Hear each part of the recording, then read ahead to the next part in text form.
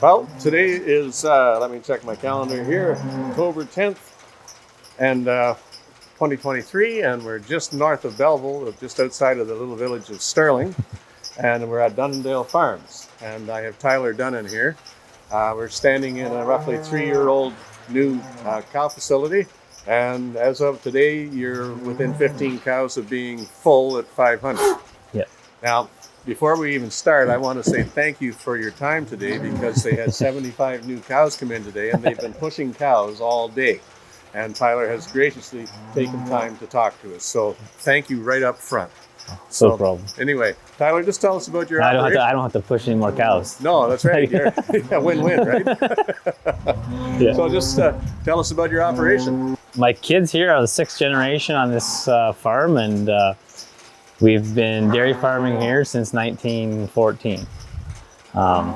So yeah, it's a long heritage of farming and of generations, progressing to make sure that the next generations are able to stay if they want. Mm-hmm.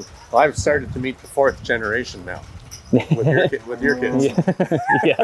Yeah.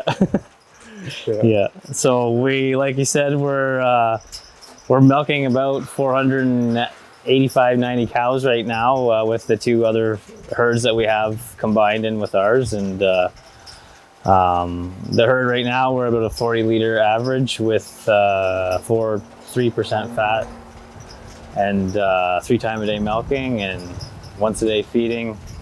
What we're going to talk about today in the barn here is our humic acid being used in the cows. Sure. So the way it came about with our humic acid being used in your water, I was down here, I guess, at your open house that you had, and we were talking about your ammonia levels that are in the barn, and you have a unique situation here where you have 3 digesters, and there's a holding area underneath the rotary parlor, and the agitators start up on a regular basis. Yeah. And so you were getting high ammonia levels in your barn. Yeah.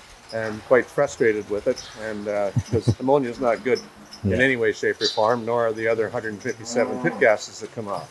Yeah. So anyway, we progressed. So yeah, we started using that, putting it in the feed, and once I got tired of mixing jugs, we decided to cut it right into the water line, which I mean made it more consistent and obviously a lot easier to manage.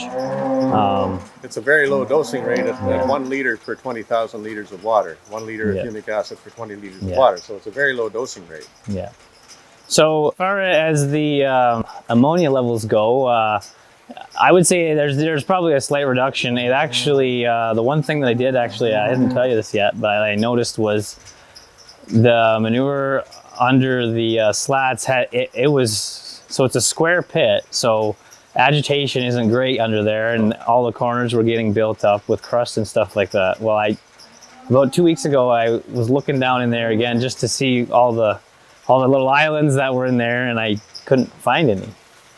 I remember Arnold mentioning to you that it would take a while, but those solid areas. No, there aren't any solids in there now. Well, I mean, there's solids, but there's no solids that are stuck anywhere. What I call snowbanks. Yeah, it's all liquid now. Wow, that's good news.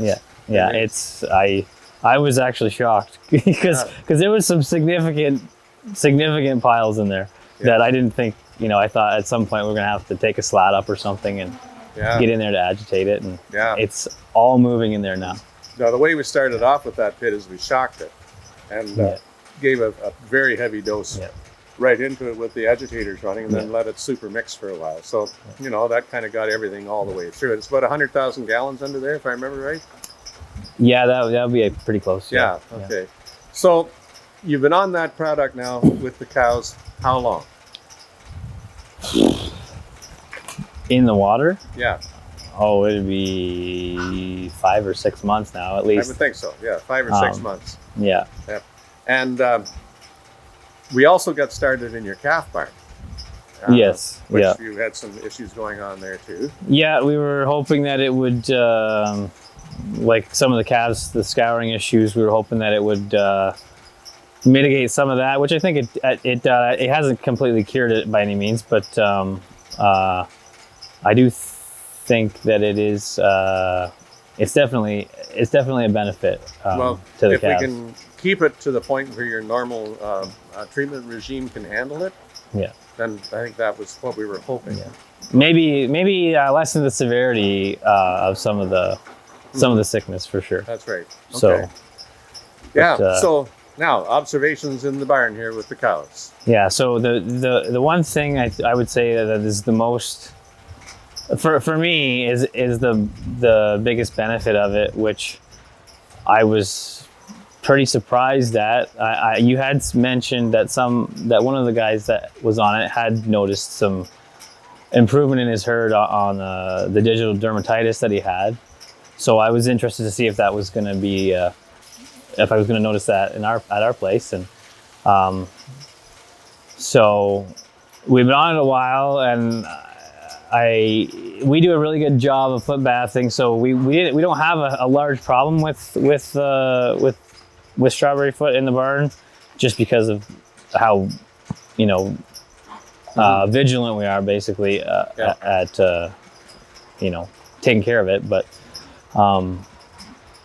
we wanted to try. So I stopped doing the foot bath. So because I've tried other products, like the foot bath that we use was formaldehyde, and it seems to be the only thing that really works that we can still use with the digester. I know copper sulfate works as well, but it's really bad for the digester when it goes in there. If you knock that biological activity off of the digesters, that's not good. Yeah, so the formaldehyde isn't quite as detrimental to the microbes in there. It's still not great, but it's the lesser of all the evils, and we needed something to manage the strawberry. Like I was saying, I've tried other products, other organic acids, things like that said they're natural, but they'll do the same job, and none of them have worked anywhere near as haven't been near as effective as the formaldehyde.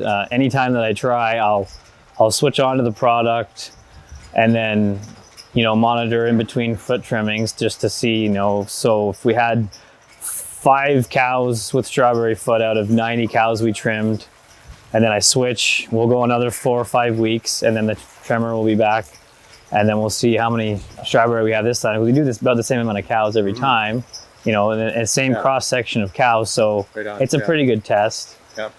And the one time I did it, we had 5 the one time, and then the next time on this other product that I was using, we were up to like 35 wraps in 4 weeks. It just exploded, like it wasn't doing anything to control the strawberry. So anyways, I wanted to do it with the humic acid. See, okay, well, if it's gonna do something, we'll try it. We'll go 4 weeks. We'll see what it looks like. Yeah. And then we'll decide if we're gonna keep going. So anyways, the previous time, I think we had 3 or 4 wraps. Stopped the formaldehyde, went 4 weeks. Next trim, same. Like we maybe had 5. With like 3 to 5 wraps, like same number. So it was like, okay, well maybe there's something to this. So we'll go another 4 weeks. Went another 4 weeks. 2 or 3. Like, so we've done it. I think I've gone 3 or 4 trimmings now without doing a foot bath, and we're at the same 3 or 4 wraps for strawberry that we've always had with the formaldehyde. And we haven't done a formaldehyde foot bath in 2 months at least, maybe 3, maybe closer to 3 months now. That's a real plus for your digesters. I think that's a huge win. Like I don't have to use formaldehyde. Like it's not great for anybody. No. Costs money. Yep. It's as close to a silver bullet as I've ever seen for a strawberry. That's not gonna give somebody cancer. Yeah. Right. Right. Yeah. So. That's right. Now you had mentioned to me that your classifier was in and noticed something. Oh yeah. That's also true, and I would say that's something I've noticed in the calf barn as well. So. I'll talk about the calf barn first. So we have automatic calf feeders, and once the calves get to about 6-7 weeks old, you're burning through nipples like crazy, because they'll go and just play with the nipple and they'll chew the end right off of it. And like you'll go through 5 or 6, like for the first month you'll 1 nipple, And then the second month, you'll probably go through 5 or 6 nipples because they're just going to town on the thing and chewing it right off. Since we've been using the humic acid, none. Wow. I mean, like there's no, they're not chewing it at all. And so it's calmed them right down. I don't know how, but I don't know how that biological pathway works, but No, I don't either. but yeah, they're not destroying the nipples like they were. And then the classifier, yeah, we had been on this humic acid for I don't know, a couple months, and the next time she had come in, because we have the same classifier every time, she came in, and What would that interval be, Tyler? that's about 6-8 weeks. Okay. Yep. She came in, and I hadn't said anything to her that we had been feeding it in the water or anything like that, and she had mentioned that their cows seem a lot calmer today. And I was like, well, it's funny you mentioned that. Like, and I explained to her what the stuff was. She's like, oh, really? That's interesting. But she had, especially the 2-year-olds, like the older cows are pretty calm to begin with, but the younger animals, like she noticed a significant difference, like enough that she said something. And Yeah, and to, You know. and to just comment on that right out of the blue is pretty yeah, amazing. yeah. So Yeah. I'd be interested to know how that biological pathway works, like what it's acting on there. But it's definitely, you know, there's something to it for sure. It's definitely there. Well, you guys are awfully good farmers. Like I said, I've been around this farm for a lot of years and know all your family pretty well. And it doesn't matter what day you come here, it can be a surprise visit, and this barn looks the very same every day. It's a real tribute to you and your family. Well, we have some good help too. So Well, you do. Yeah. You do. But, you know, it takes a team, right? Yeah. Well, we want to thank you so much for your time. Like I said, you guys were over busy today, and both you and Eric have taken time to talk Yeah. to us. And we appreciate it just beyond words. sure, it's no problem. Well, thank you so Yeah. much, Tyler, Yeah. and catch you again.